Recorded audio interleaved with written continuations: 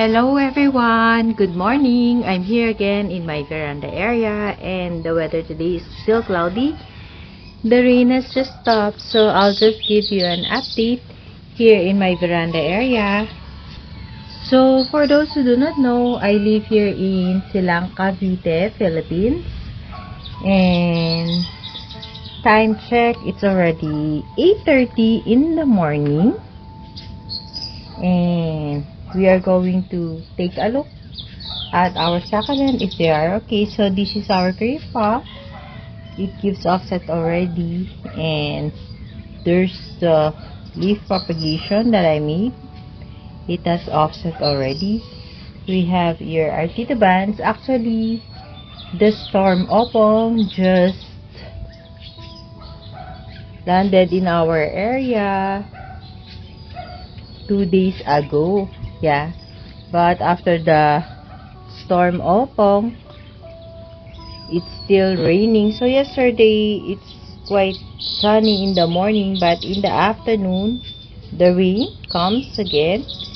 So as you can see, my succulents are wet right now. There's still water on their set, so there's no much thing that or changes that I have done here in my veranda area. Why? Because it's raining a lot. I cannot go out here to fix, even to remove this muslin, because it's raining. When it's raining, it's really raining here because my veranda area is a totally exposed. No roof, no net to protect them from the rain and even from the sun, so they are totally exposed to full sun, full rain. So I am so happy that in spite that my veranda area has no roof, most of my succulent was able to survive the rainy days, the typhoon. So far I don't see any casualty right now. So this is our fire pillar, our brave heart, our morning beauty. So although they are sitting in a wet soil starting the first week of June, I am so happy that they are still healthy, although they become smaller, especially the echeveria. Why? Because the lower parts of the leaves of the echeveria started to get mushy, so whenever I remove the mushy leaves on their bottom part, they become more smaller in rosette. But if you would see, there are lots of weeds, so I cannot stay here for long in the veranda area. Actually right now it's drizzling a bit, but what is so nice is that they are still alive and I am so happy. So during the rainy days, most of my succulent also got fungus. Some also got infested by aphids. Some was not able to survive also, but still. And some of the succulent also, because of the rain, they give lots of offset. So some give some offset and some become chubby because of the too much water they're getting from the rain. So far, no casualty after the bug typhoon Oppo. So let's go on this side. So throughout the year, my purple champagne has been this colorful, but the inner part, I think it's turning to green because it lacks sunlight. And so sad to see that one of our echeveria did not survive the rain or the typhoon Oppo. So sad. And there are lots of things to clean up here aside from removing weeds. We also have to remove the dried leaves so that mealybugs or other pests will not be invited to go to them. But look at our chroma. It's pretty fresh to look at.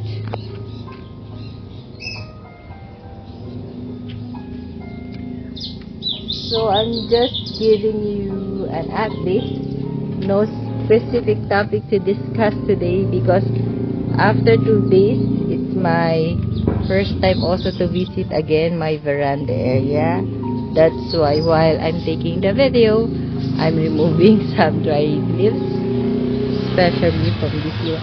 So this is my Hera, and look, there are lots of offset there.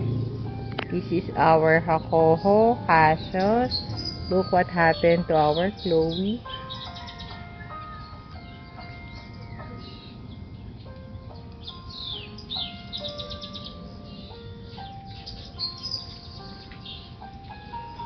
So far, I think they are all okay. So let's just go around.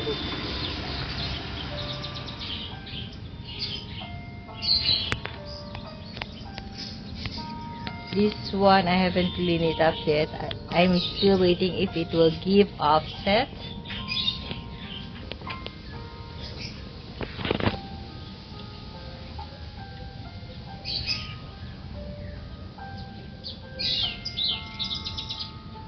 I think when the sun is up, I need to clean up most of my succulent, or else mealybugs will come in because there are lots of mushy leaves, even dry leaves, like this, a mushy leaf.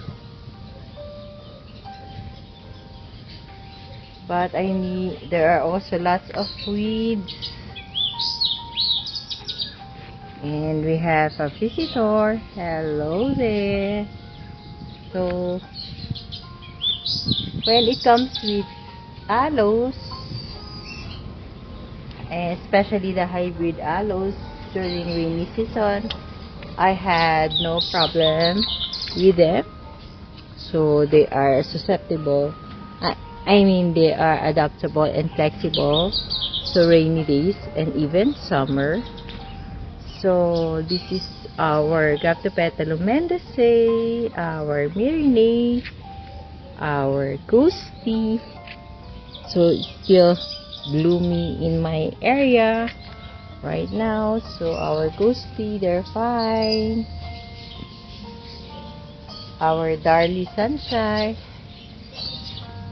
So look at this spot of Gymnocalycium. I need to remove the weeds. I'm so sorry, but I know it's not pleasing to the eyes, but that's the real thing when you do gardening. Weeds will go sprout in every pot. Look at this, Purple Delight, Purple Delight. Our Ellen, Sedum clavatum. So our Sedum clavatum has smaller rosette right now, because it lacks sunlight. So our Adolphii,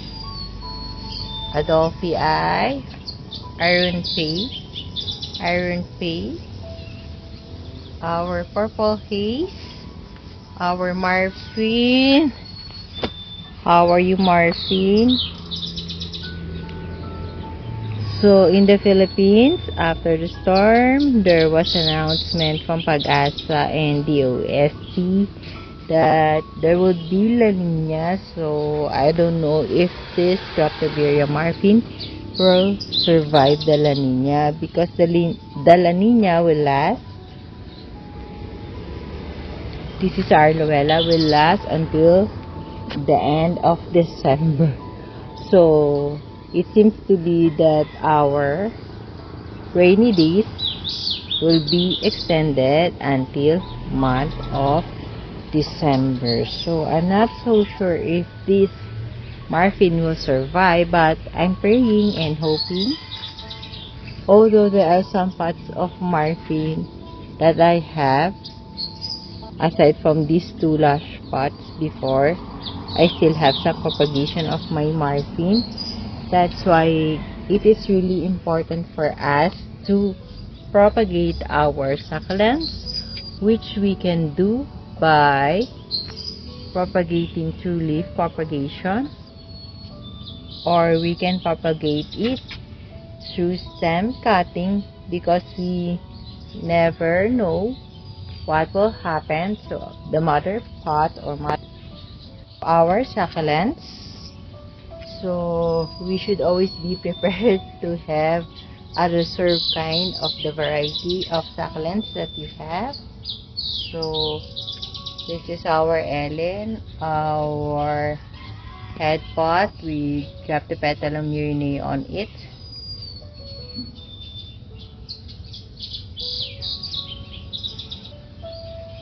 So this is our cactus. It has growth already on the upper part. And we have here our aloes, hybrid aloes. So in spite they lack sunlight, they are still colorful, especially this one. If you would notice, the path has lots of weed. As I have said, it has been raining here in my area in Silang Cavite, so I cannot find time to remove the weeds. But there are pots that I have cleaned up before the storm comes. So like this pot was cleaned up before the typhoon Nando and Opong comes. But even though I have cleaned up a week ago, weeds are still sprouting again. So far, after we go along on some part of my veranda area, I don't see any, except for the one pot or two pots that died. So look what happened to our hair ones. It has aphids already.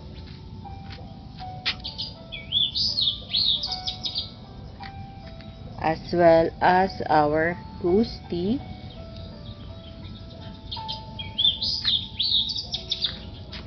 So this one was I haven't cleaned up this one yet. Look at our equivariate wheel starting to get color, because it's quite cold during night time because it's raining a lot. Even our Loella started to give color. Look at our big Hera, our white one, our heart delight, here ones, getting mushy, and our blue cloud, our pots of here ones, there are lots of mushy leaves. And look at our Marlboro Gold. It is being attacked by fungus, so I have to remove the leaves with fungus. That's why our succulent during rainy days is really susceptible to fungus. We have our Violet Queen, our Super Bomb. So on this side, they are okay, except for this lemon. So it's becoming small and small. There are lots of, I will not remove some of the leaves, even though they have black spots. Look at our Lola. It's a token size, so I have to repot this, but not now because the soil is wet. We have our Orion, our Nanahoko Mini. I'm not sure if it will survive. My only pot of TBN. Dark eyes. This is our peach candy, infested also by fungus and aphids. So if you are planning to put your succulents in a rain or shine area, you must be ready with all the casualty that you may experience, just like the infestation for summer. They would be experiencing sunburn. Rainy days, they will be sitting on a wet soil for a long time, and some might not be able to survive. Some might. Some will have mushy leaves, they will become smaller, but some will become plump and give you lots of offsets just like this above you see. But during during rainy days, my common problem is fungus and the aphids as well as the mealybugs. Yeah, they are really susceptible to those kind of pests.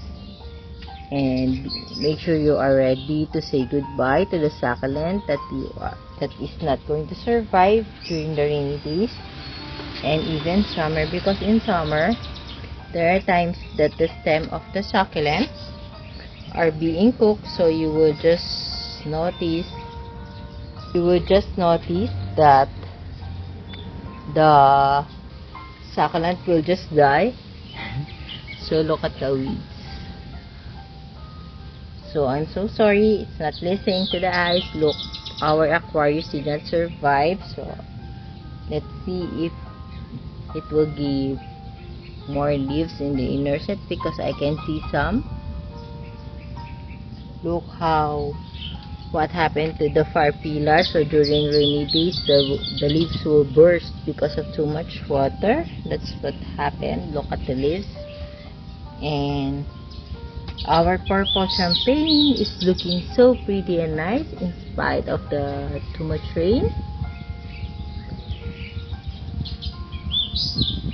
So below, they are okay. Look at our Malibu, so pretty. So the others are okay too.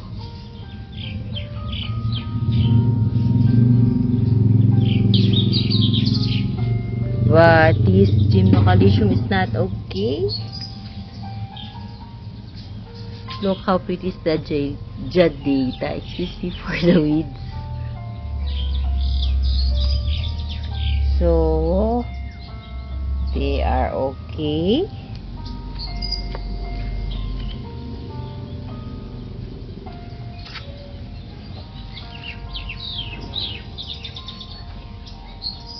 So most of the leaves of my patch string got fungus there.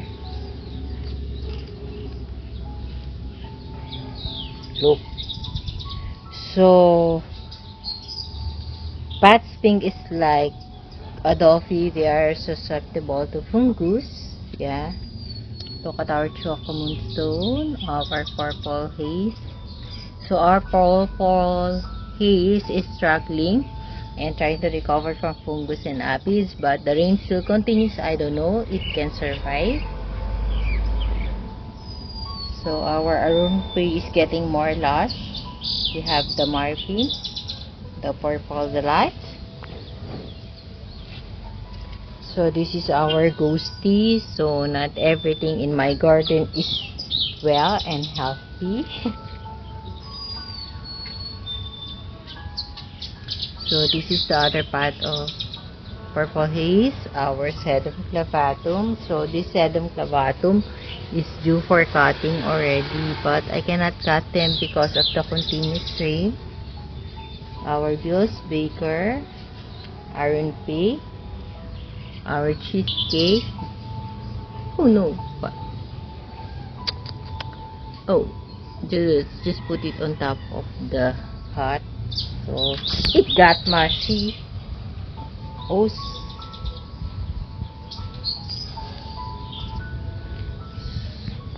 so here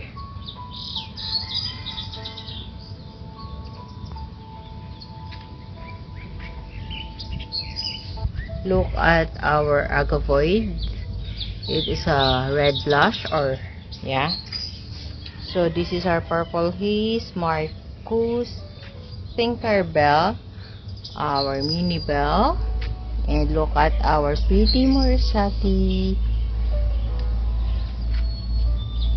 our Supreme Non-Variegated Jadata, Murasaki, our Purple Haze, Topsy-Turvy. Look at the weeds on this spot. And this is our Chloe. Look, there are lots of offset. It is also due for cutting, but I cannot cut because it's raining. So our Astrophytum asteras are all wet. but the sun shows up. Yeah, so the drizzling has stopped. So far I think they are okay. I hope so. So these are some of my propagation. This is ice cream, and on the table they're okay also. So I think that's all for today. Just a quick update on my succulents here in the veranda area after the Typhoon Opal. So this is the head of the cream puff that I have showed you in the first part of the video. So my variegated Calidium. So I love the color of this pink Tinkerbell. Let's go to my propagation path. So how's my propagation path? They are okay. So this is my one and only path of lovely rose, and so sad some of the leaves got funky.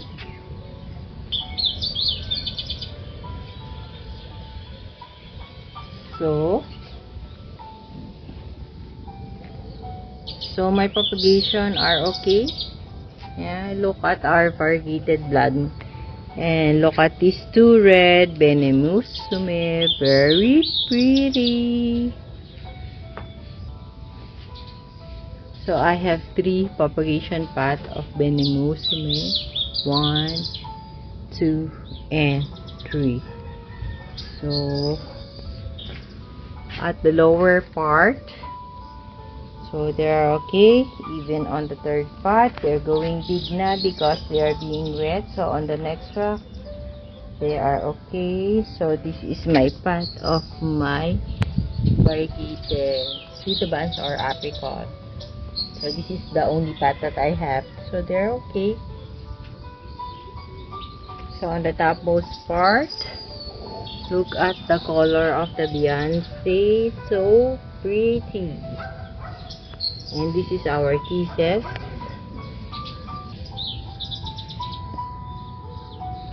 I think one of the propagation died. So far they are okay, the propagation. So let's go to the, so here is my manatee. Under it is I have the leaf propagation. So some are okay, but most of them are ghosty. So let's go on this table. At the back part we have the laon. I think there's fungus or aphids. We have our missing you. This one is giving upsets already. And this is our Bianca. Our Bianca has offset too. Yeah. And this is our variegated Dionysius. Our Firestar. White Monroe, Beauty Lily, Beauty Lily. So this Beauty Lily is not fully grown, but this one is the fully grown. So look the difference of the how do they look, or the different faces they have. And this one is my Romeo Ruby.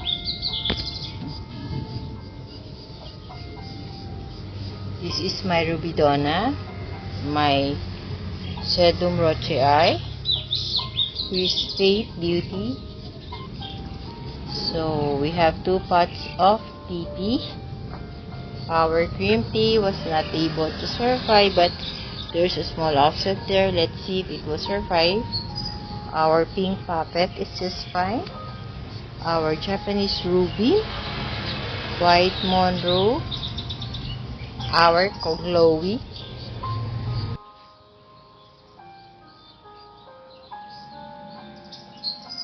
So our dwarf tree. So this is how the table look like.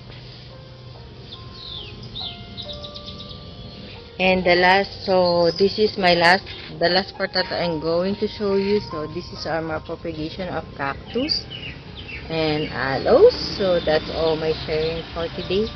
Thank you for watching. Please do not forget to subscribe and like my video. And see you on my next vlog. Bye everyone. I hope your succulents are surviving the rainy season, especially those who are in the Philippines. So bye for now. See you on my next video. Bye bye and God bless us all. Happy gardening everyone.